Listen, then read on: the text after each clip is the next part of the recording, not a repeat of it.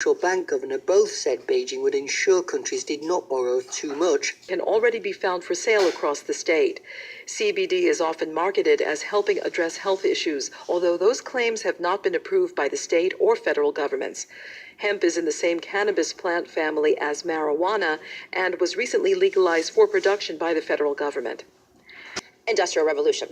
I see industrial hemp as not only the cure for our environmental issues, uses less water, less fertilizer, it's biodegradable, actually puts nutrients back into the soil, is something that's going to be just amazing for our environment, and other opportunity for an alternative crop for so many of our farmers that have been suffering from the citrus greening and Hurricane Michael and Irma, as well as the unfair trade practices from NAFTA.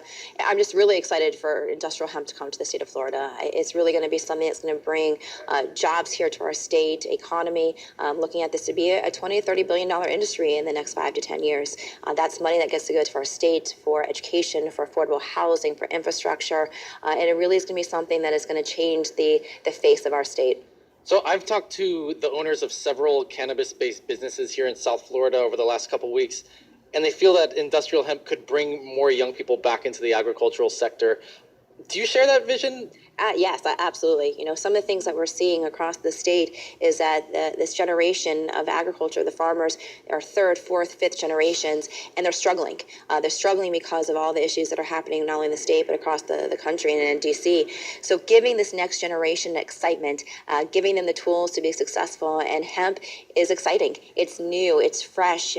They are very concerned about the environment, and knowing that they can do something that's going to contribute to the environment and protect it, I think you're going to see a lot of the next generation coming back and wanting to be a part of agriculture.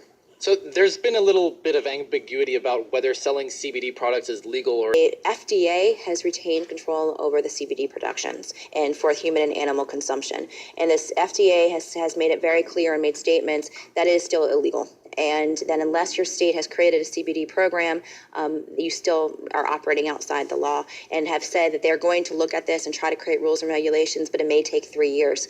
So in our own statutes here, it says under our criminal statutes, it defines what cannabis is, and it says any derivative of the cannabis plant. So technically, the hemp plant is still considered a definition of cannabis, which is why we are moving so hard and so fast to try to get the hemp legislation passed that creates a framework for both the industrial side as well as the human animal consumption side. I mean, we all have seen, how people are using CBD, and it's such a fantastic option for so many patients and consumers out there. But there's also problems. There's a lot, because there's no regulations in place, a consumer doesn't know what they're buying. They don't know if it has CBD in it. They don't know if it has THC. The last thing we want is somebody to be buying a product, think that they're just taking pure CBD, be in a drug-free workplace, get tested and test positive for THC because there was THC in the products that they were buying.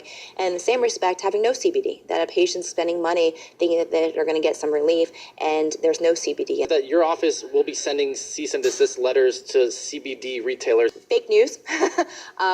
In fact, like I have been saying from day one, once we create the program, there's going to be rules and regulations. And if you are not following those rules and regulations, then yes, law enforcement plus my office would be entitled to come in and say you must remove all these products that are not regulated, that are not part of the program, off of the shelves. There has been nothing bought from my office to test. There has been no cease and desist letters sent. There's been none that have even been drafted. Again, I go back to why I want to press the bill so fast on the hemp side, because I want to make sure we get the program in place and get the bad actors out of our state. That was Florida Agriculture Commissioner Nikki Freed speaking with WLRN's